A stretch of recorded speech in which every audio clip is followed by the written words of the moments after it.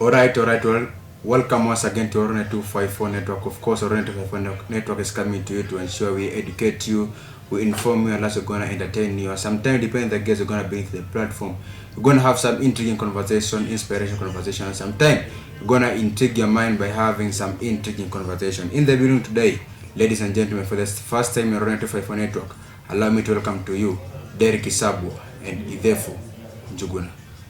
Welcome. Thank you very much. Okay, a pleasure, honor for you being in Orone 254 Network. Kwanza ITHEFU Mbrazi, you are the second time being, is your second time being in Orone 254 Network? Yeah, it is my second time. The first time I came as a guest, now I'm coming as a political analyst in Eldoret town. Yeah. For maybe for the benefit of the viewer, you can know that ITHEFU Mbrazi has been our guest. Amekuwa in our platform working together here and out. Yeah. For the first time in Orone 254 Network, we bring to you DERICK ISABWA. Maybe you can take the privilege to introduce yourself to the camera, to the audience, the benefit of the audience.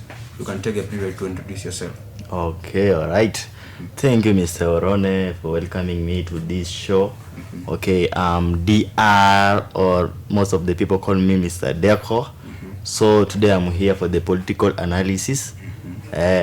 I'm a politician. On 2027, I'll be on the ballot. Wow. Vying for MCA. Oh, okay. Thank you. Congratulations, my brother. Congratulations. Your fellow Gen Z should be there for you to give you the vote. Exactly. Before I go into that we know that being today you have come as a political analyst in Orone 254 Network. Yeah. And we have seen things that have been happening around. We have been seeing the former Deputy President Gachagua having some cases, having some secret enyange fichua pale wa government. Have been saying that are confidential things, and many of the Kenyans want to know that why the former Deputy President Gachagua hakuwa anafichua this series when he was in the government. So he is out of the government, he can now speak.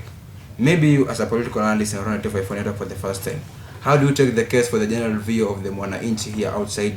They can know that indeed Gachagua is doing a good thing, or is doing a bad thing from your point of view. Okay, now our current or our previous, starting from the former deputy president, Deputy President Rigathi Gachagua. Okay, Mr. Rigathi Gachagua, here he is experiencing the pain. He has that pain because he was betrayed by his close friend, who was the president, Mr. President William Ruto. Okay, now Mr. Gachagua ana feel ile uchungu sana. Why? You know, at first time walikuwa marafiki. Yeah, right. Now wakikuwa pale marafiki, you know, so unajua marafiki kuna some of the cases, some of the issues who mna bring on the table discussing when you are two. Okay? So walikuwa wawili pale. We see walikuwa marafiki sana. Kuna there was this secrets that they were sharing, both of them. Okay? So as we see Mr. Gachagua juzi akiongea pale KTN alisema before wakuwe divorced ama wakuwe na ile beef pamoja na huyu boss our president William Ruto, alikuwa ashamwambia kwamba at overtake the Supreme Court. Now we see kuna mambo ambayo inaendelea pale Supreme Court. Our CJ an experience pale mengine kalikali sana. So nani pia kuna ile mauchungu, anakumbuka wakiwa pale marafiki. Mr. Ruto alikuwa amwambia ata overtake that seat. Okay? So bila tunaangalia kuna ile mauchungu juu anajua hiyo seat inaenda kuwa overtaken. Hata from your view is like Gachagua anafanya thing this, anaongea sahi for his benefit or the benefit of the Mwananchi here outside? He is right. Okay. The benefit is going to our Mwananchi, common Mwananchi. Because for now, right now, Gachagua is taken as a common Mwananchi. Okay. And now we should know that from now until how many years? Until 10 years down the line. 10 years. Yeah. Anaweza kuja up and he become a politician maybe in this country. For now, haizi fanya kitu chochote until 10 years pia ishe. Maybe so we can see if the opinion he is making the opinion. Do you think the opinion that he is making right now is benefiting the common Mwananchi or is benefit only? It's benefiting a common Mwananchi, of course.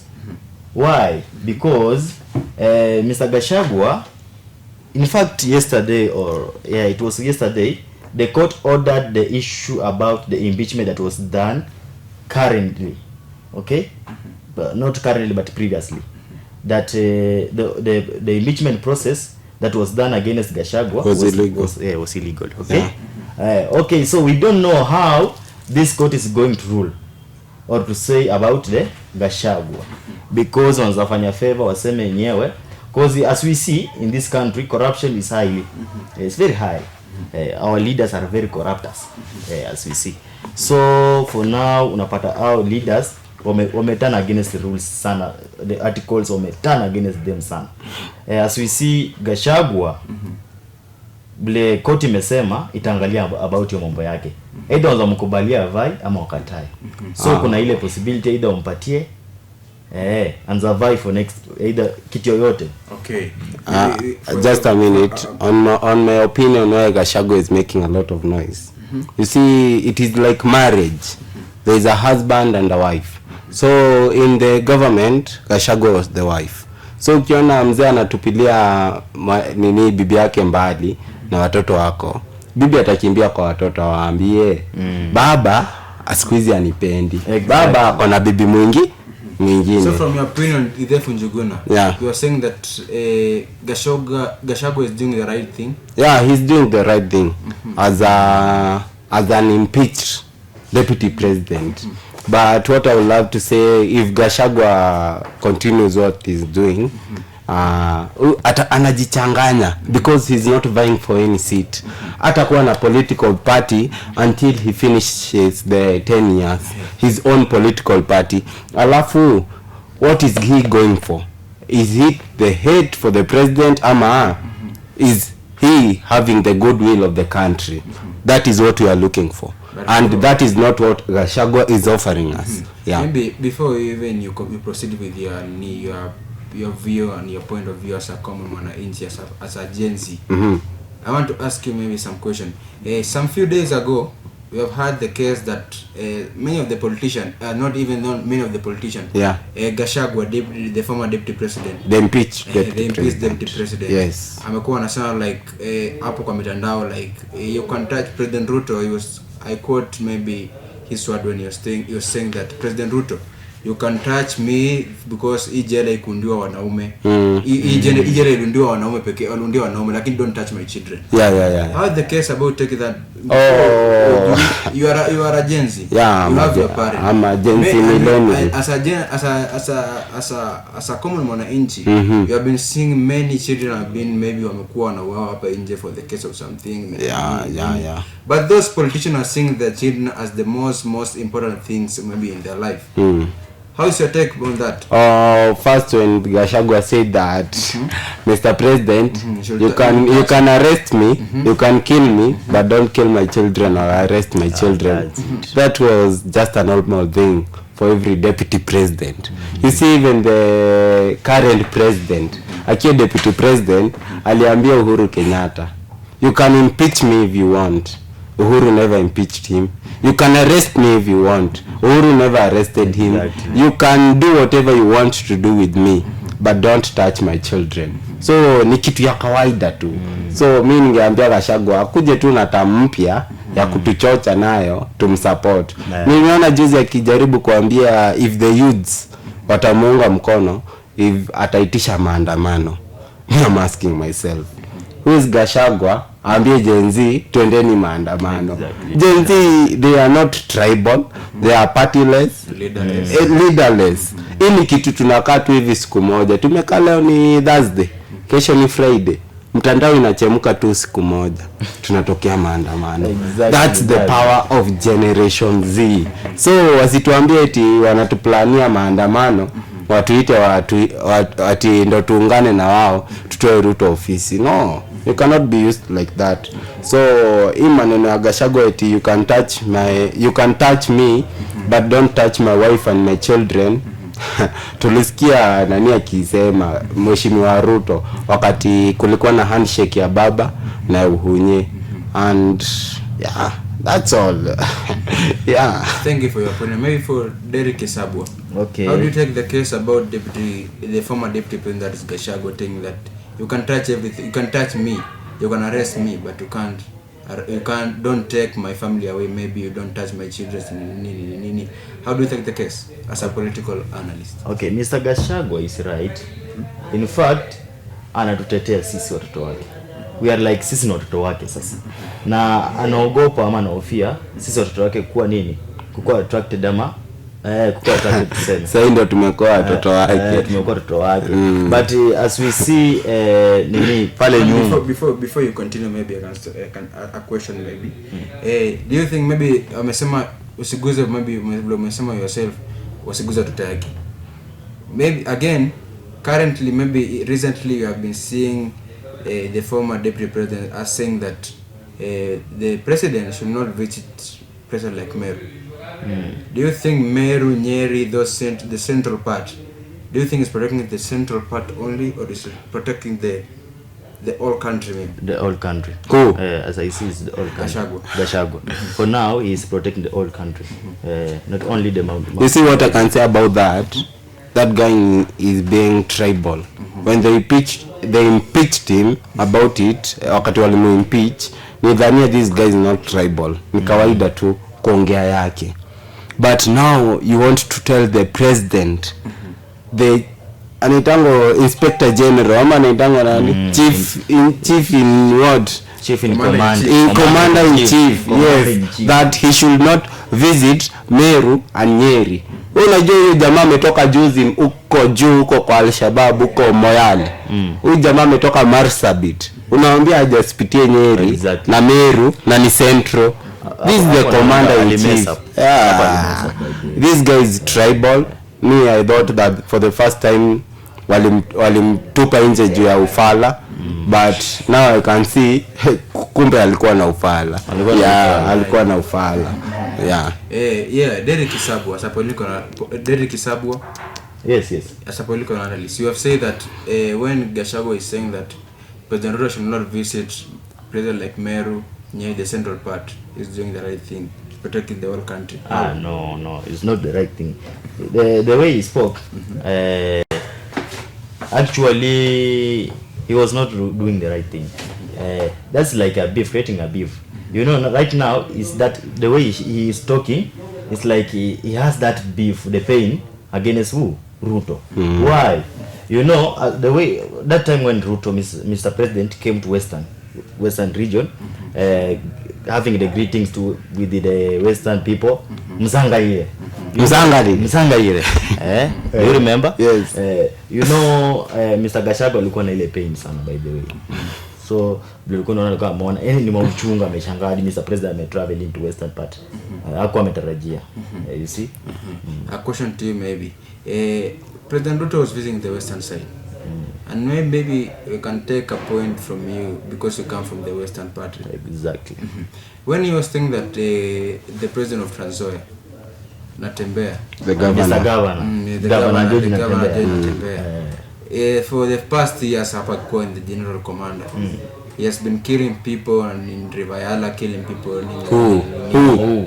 Natembea was not in Rivayala. That was not true. Natembea was the inspector of Rift Valley. Rift Valley inaanza huko Nakuru hadi huko. So what do you mean that Natembea was killing people? Those are the words of a foolish man, and a foolish man's words should not get into the ears of a wise man. Yeah. But is the majority leader?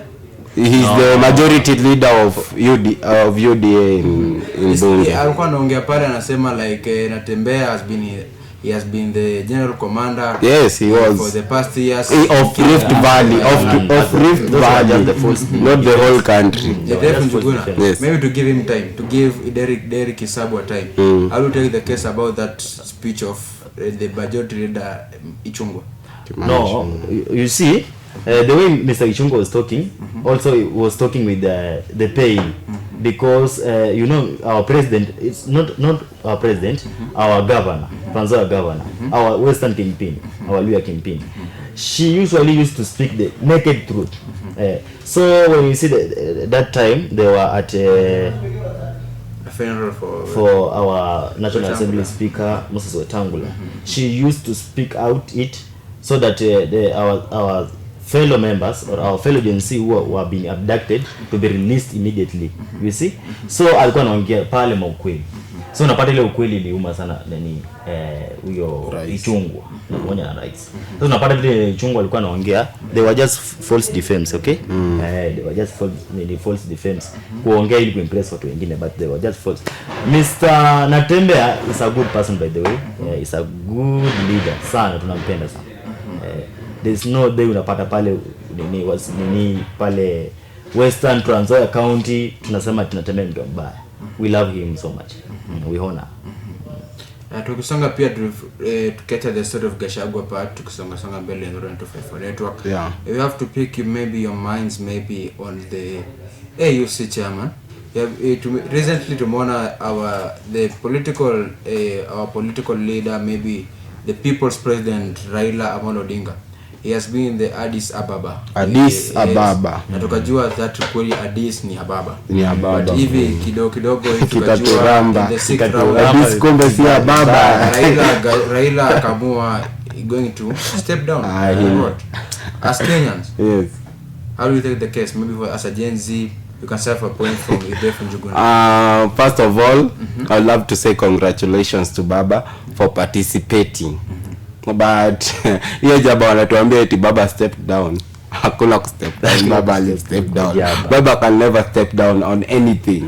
Hata kwa presidential candidate, my brother, I can assure you Baba atakuwa ndani 2027. Exactly. That's real. So you see, I would love to say that it was a nice trial. As Kenya, we did ourselves proud. But it does not feel ama ile dawa yenye ilitumika si kama ile dawa ilitumika wakati Amina was vying for this seat. We did not know hata kuna campaign hiyo masaa. We did not know that kuna AUC that time wakati Amina was vying. So you see, when Kenya wants to look like the kings for participating, it is not our first time we are participating in this thing. It is our second time. And so kitu ya kwanza tulichoma venye tuliingia Addis Ababa, tukasema Addis ni Ababa, alafu kikaturamba, tukarudi na Baba nyumbani. So my opinion is we tried. Yeah, that's all, because we cannot compete with Islams ama Muslims in this continent. They have the number and the number controls it all. So Buddha to a volume. So you see, we having the number ama them having the number inamaanisha we as Christians, we as Kenyans ama we as countries which we are not Islamic religious, we are tumefinyiliwa kidogo. These people will keep carrying it and they will carry it and they will carry it and they will carry it hadi siku yenye namba yetu itapanda. So from your opinion, maybe the point of view as a political analyst, DERICK ISABWA, how do you take the case of Baba losing the AUC chairman in Addis Ababa? According to me, the way I was thinking was right, I think. My hope was that Mr. Raila to fail terribly, very terribly that election. Was your hope? To come back into Kenya, so that we can get that strong coalition opposition that can offend or defend our people in nation. You know, in this nation, the only opposition who has the power or the strength to oppose the current seat is the opposition, is Raila Amolo Odinga. Without Raila Amolo Odinga, in this country, there is nowhere we are aiming. Because when Mr. President said that hii Kenya mafuta gari ama pikipiki mepanda hadi shilingi 500 amemaanisha, and that will be the case. I had to ask you, do you think that change is inevitable?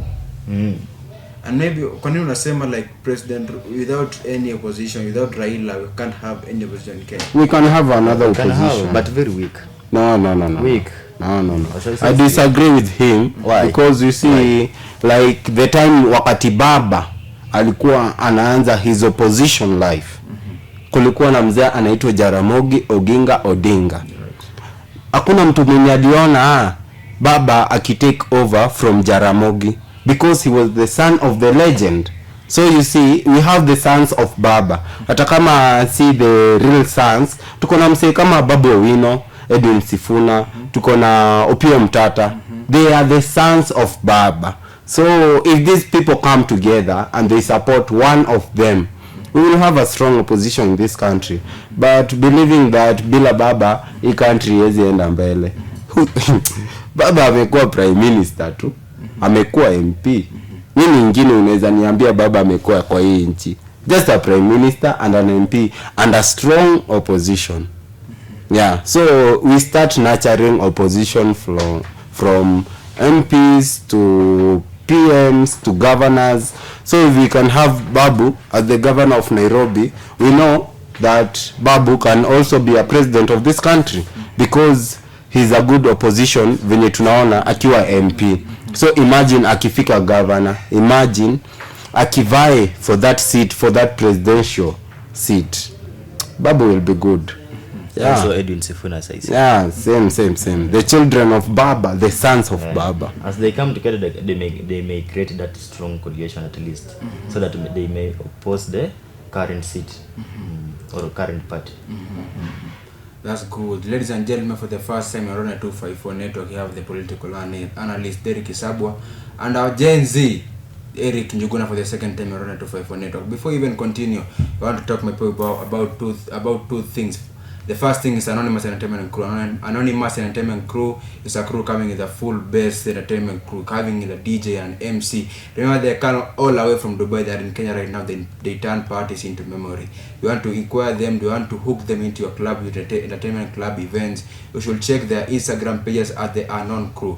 They are in the following month, that is in the March, you're gonna be playing in Timber XO in Eldoret. For the second time, Anonymous Entertainment Crew is coming to you live in Eldoret to ensure they educate you, to ensure they educate you up the full. They turn parties into memory. If you have never seen this crew, you should check this video out. But before you check that video out, you have ITHEFU Enterprise, the new partners in Orone 254 Network. Maybe you want some scrubs, you want some quality blazers, you want some quality suit, you have some quality suits, you want some quality tracksuit. You should consider ITHEFU Enterprise in tied to you. They are in Olo Street, opposite Rocket Driving School, second floor of Elgon View College. They're live from there. You have never seen this place, you need to check this video out.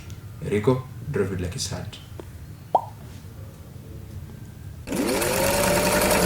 Welcome to ITHEFU Enterprises, where sewing becomes art.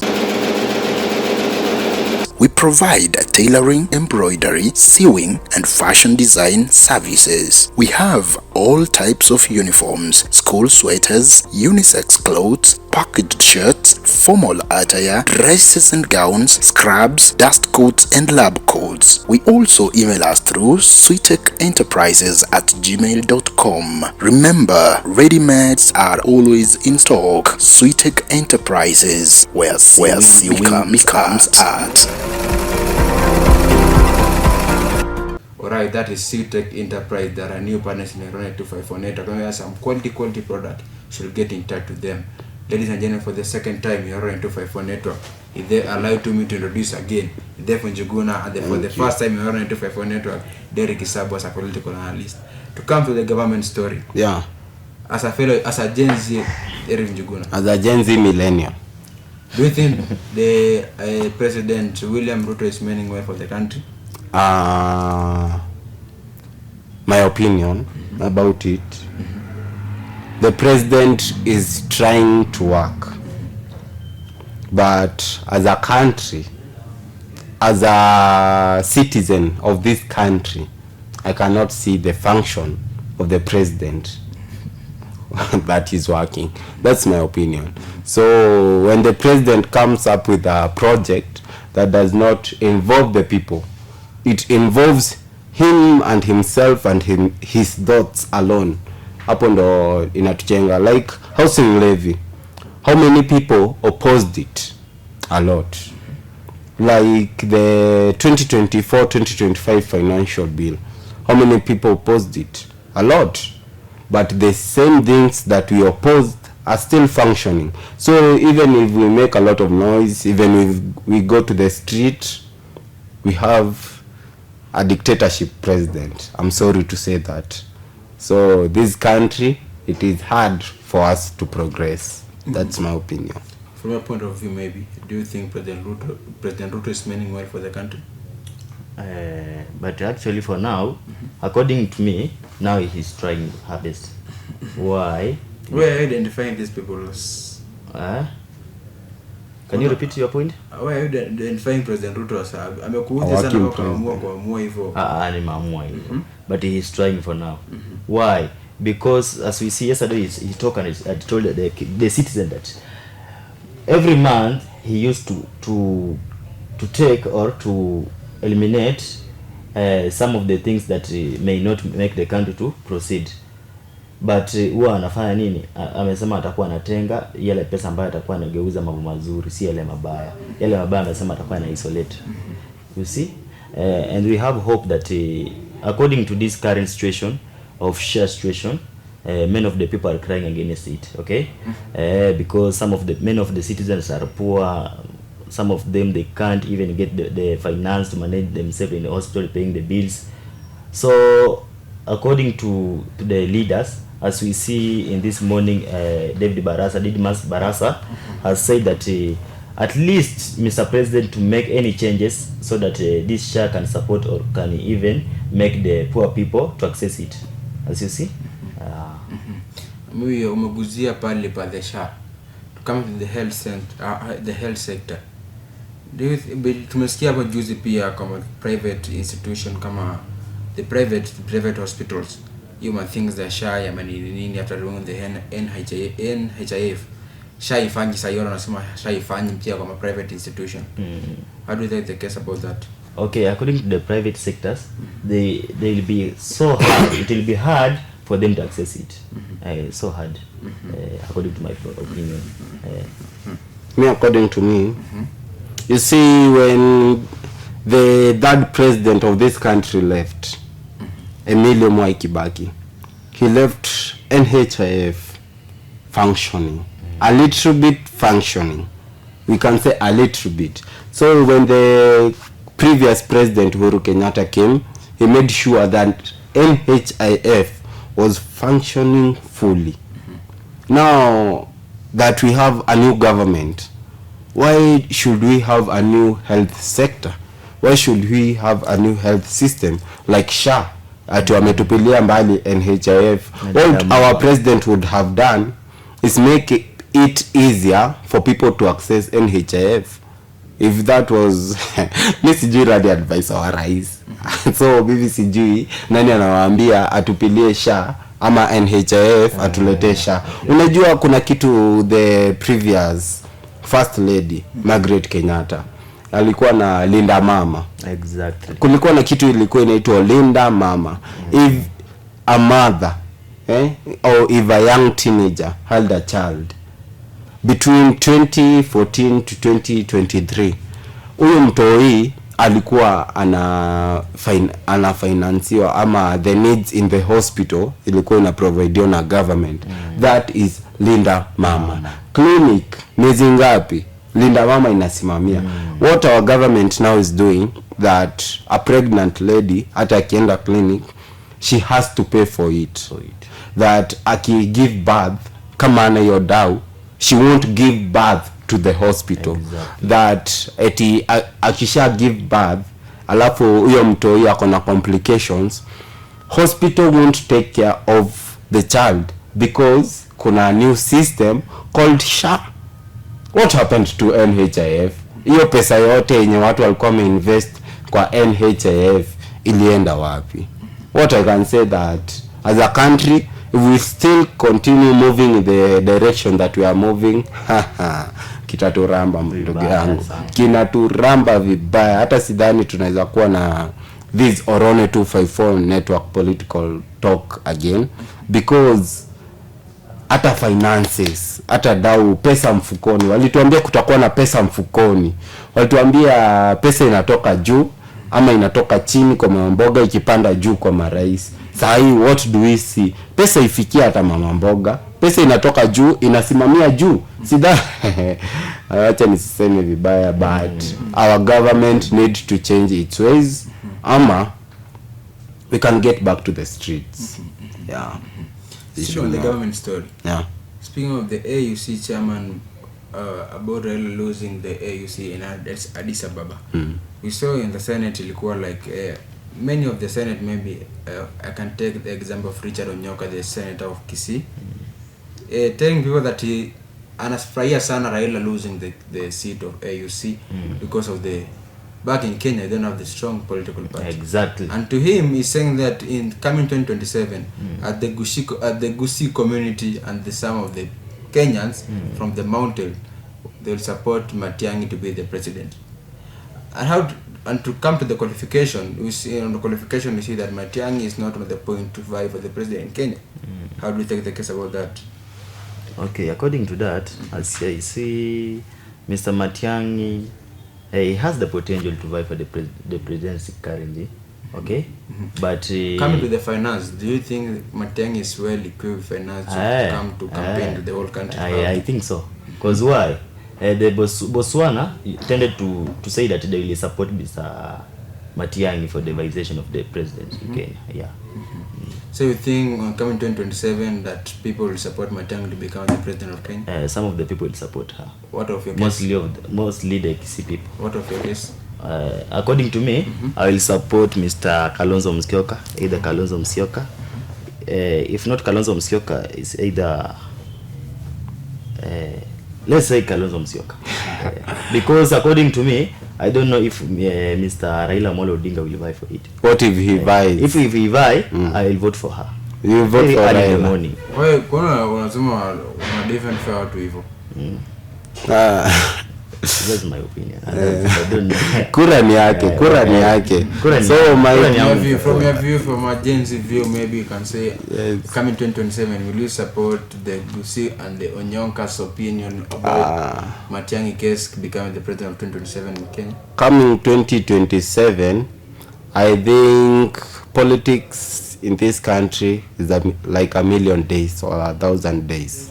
We don't know where we will vote, but if we were to vote tomorrow, I already have my candidate as Fred Matiang'i. Asimame na Jubilee, asimame na UPA, hata rushwe ODM ama UDA. Exactly. Bado I will still vote for Fred Matiang'i because I've seen what Fred Matiang'i can do. I've been in the sector that I was studying when Matiang'i was a minister of education. I've been in this country when Matiang'i was a minister of interior security. So I saw what capability Matiang'i got. So niliona kwa education Matiang'i can push this thing. If you let corruption issue hii country, you need someone like Matiang'i. Exactly. If you utake hii mambo ya insecurity, these mambo ya crime, small crimes, kudungana daga, kufanya nini, Matiang'i can handle it. So if election was to be held tomorrow, vote for Matiang'i. I will vote for Matiang'i 100%. That man is incredible. But he has intelligent. He deserves me, I don't know. Hata nipewe baba hapa. Sasa mimi nimemalizana baba. How many times have I voted for baba? 2017, 2022. Why should I vote for baba again? And this guy shows that he does not want this seat. If he wanted it, tulikuwa sure 2017 tulikuwa tumepata hii kiti. If tulikuwa tunataka kwenda State House after kuapisha baba, tungeingia State House. If tulikuwa tunataka 2022 after election ya rais, if tulikuwa tunataka kutoa huyu nini must go, we call him must go. If tulikuwa tunataka kutoa must go from State House, baba angeunga tu jenzi mkono. Exactly. Hivi tu kidogo, hata si pesa. Asimame tu aseme mkitoka Songo mimi ninaingia na shikilia hadi 2027. Imagine we will get to State House. We were so close. Tulifumble tu. Walituangusha wachache. Hata the abduction part. Unaona hii abduction tumekuwa tukipata November and December. Will you believe me if I say it was scripted? No. Wewe nani unajua aliabductiwa? Nani personally? Nani? Numbers don't lie, then figures. No one was abducted. Nani aliabductiwa unajua? Hao watu wenye walikuwa abducted ni mabloggers. Na msana anakuwa abducted, alafu anakuja anatuambia hata sikumbuki walinifanyia nini jana, lakini waliniachilia tu kwa barabara, nikachukua matatu nikaenda nyumbani. Ulikumbuka aje kwenyu na ukumbuki walikufanyia nini jana? How comes? So even these abduction parts they are telling us. Wao walituambia wajinga waliisha Kenya 2022. Wajinga waliisha Kenya. For real. Wajinga waliisha Kenya. From Eric Njuguna side, he's saying that abduction case maybe it was scripted. It was fake. It was fake. Maybe it was some assumption to do the government story. Kwa niaba yako, maybe how do you take the case, abduction case? Abduction case, was it real ama ilikuwaje? According to me, it was fake. It was fake. So how comes a person or a guy being abducted, then when they were released, some of them they came home then saying that I'm released in a good condition. How are you abducted and released in a good condition? Even there is one who said kuna mwenye amenona juzi tunashangaa nini kwa abducted tunaona nini, alafu anasema niliachiliwa nikaenda dunda kidogo dunda kidogo nikaenda nyumbani. How if you are someone who was being abducted, how comes unakuja unaenda dunda kwanza unaenda nyumbani freely ndugu yangu without even stress? Ukikuwa abducted ukuja unaone tutakupiga mawibs enda umia kosa kukula wiki mbili utuambie ni maumivu, tutakuamini as Kenyans na tabia yetu tutakuamini, but as Kenyans na tabia yetu ukuje alafu ulikuwa abducted ukafanya sisi tuka stress na uje unaona alafu unakuja unanonea nani Dawa kusema kuna kwako nimefanya ikakuwa shida. Hapana, abduction was scripted. Niambie mwenye alikuwa abducted moja mwenye unajua alienda na akaenda. One of them. Wait, kuna abduction. You think the Castle Makaure was even a scripted thing? The Kasamuel. Kasamuel ile akukimbia ma time gani? But kuna pale alikuwa aliabductiwa. Abducted na nani? Who can abduct Kasamuel? Kasamuel ako kwa nini payroll ya government. Kasamuel. Hata huyo Morara Kebaso my thoughts was telling me that ako kwa payroll. But tunaona gava imemtupilia mbali, naona ni kama ako hiyo pande yetu. So until Kasamuel na watu wote watatupiliwa mbali ndio tutajua wako on this side. But right now we are the people as our own. We are the people as our own. Ladies and gentlemen, that are the point of views of our Gen Z and our political analysts in Orone 254 network. Maybe before we wrap up the show, we have been seeing people making fans of Chebukati death. About Chebukati death, about amefanya nini, sio amefanya vizuri nini. How do you take the case about people having some jokes, having some comments zingine nyera ifraishi? And it's a dad. Remember, he's a dad for some. He's a father. He's a grandfather. He's a grandfather. He's a husband. Having some joke and doing some joke about his dad. Though hapo nyewe tulikuwa tunatujui, but kansema Mungu alimpenda zaidi. Can say that. Alimpenda kitu. Lakini for Kenyans, maybe for the opposition team, maybe sana. Not opposition. For the general view of the thing, people are saying that from social media. Social media. Yes. How do you take the case about Chebukati being a former IBC, the work he was been doing, and then people apparently imekuwa dead yake, people are making jokes of it. Nini, remember wanamsahau kama is a father, is a grandfather to someone nini. How do you take the case as a political analyst? Okay, my opinion to the family, I will use extend my warm condolence message to the family, saying that take heart. Okay, it's a part of nature. That's nature life. Then as many people are so not interested with that kind of the things that are happening in the social media. Why? Because some of the people are being they have that painful or pain against Mr. Chebukati. Why? Because in 2022 during the 2022 elections, when Mr. Chebukati was the IEBC chairperson, the announcement that he made, actually it was not fair, it was unfair, as we see.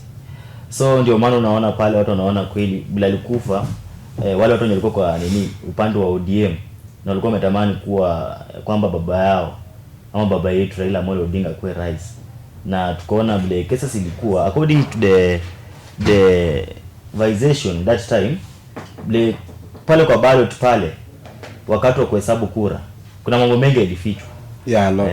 A lot of things they were hiding.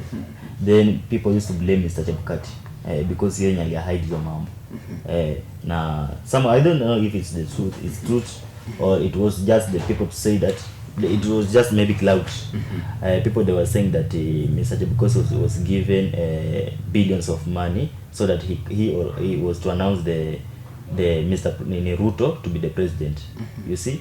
Now some of the people are experiencing the pain that ameenda ametuachia kama bado na nchi tunaumia sana. Mr. President ambaye alimweka huko. So from your case, it's like people are just trying to release their pain about wanatoa ile uchungu. For the comments just because of they want to release their pain. From your point. From your point. That's a fair comment. First of all, I love to say it's a shame for we the youths to celebrate someone's death. So kifo cha mtu atufai to celebrate ama to feel proud ama we be shaming him when he's dead.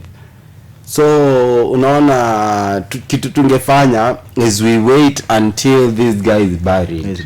After he's buried we can tunaweza piga kelele. Hata tukipiga kelele tumebakisha miaka ingine 2 na kasongo. So tutafanya nini hata kama Chebukati angekuwa alive? Angetoa huyu msee hapa. So what we need to do is to move on, to focus on the future, to focus on the new commissioners wenye wamewekwa kwa IEBC. New commissioners wenye wamewekwa kwa IEBC, because 2027 chenye Chebukati alitufanyia 2022, it will be worse than that if we don't focus on our commissioners. Because kama waliweza kuput Chebukati and the other two in their pocket, unaona ufai uweke hawa wadogo eka magwiji, eka the top 3. Unaona kwa IEBC commissioners kuna 7, unatuwekea the first 3 au ndo magwiji, au wengine 4 hata wapige kelele. Unakumbuka Cherera 4, Cherera 4 walikuwa 4, Chebukati walibaki wakiwa 3. Na bado wali announce as William as the president of Kenya, the 5th president. So 2027 we as the youths should focus on the commissioners na tuchukue kura na tutokee. Tukitokea, imagine tutatoa huyo msee kwa hiyo kit. But tukikosa kutokea tutarudi tu hapa na kitaturamba. 2035 ndio tutaachilia huyo msee. Na I hope umepiga hiyo hesabu. Nimepiga aje 2035. Akirudi kwende hivi fanye kwende referendum, msee anaongezea miaka ingine 3 kwa kiti. That's a general view of a Gen Z in Orone 254 network, the second time in Orone 254 network, and DERICK ISABWA. Lastly, before we wrap up the show, tumeona like yesterday, some days before maybe, we have seen Raila Amolo Odinga and ametuambia pale kwa mtandao that he has communicated with the Pope Francis. And again tumeshangaa tena like president opposition political leader Raila Amolo Odinga, they want to become the Pope again. It can't happen by that. It can't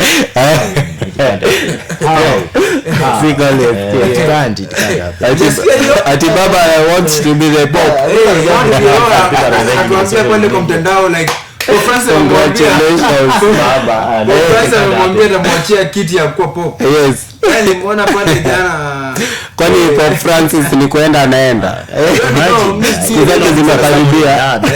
Bali kulisema pia. Mnaua watu wapema wadau. Ulisema Raila anakufa hivi karibuni, Chebukati ashatumwachie baba.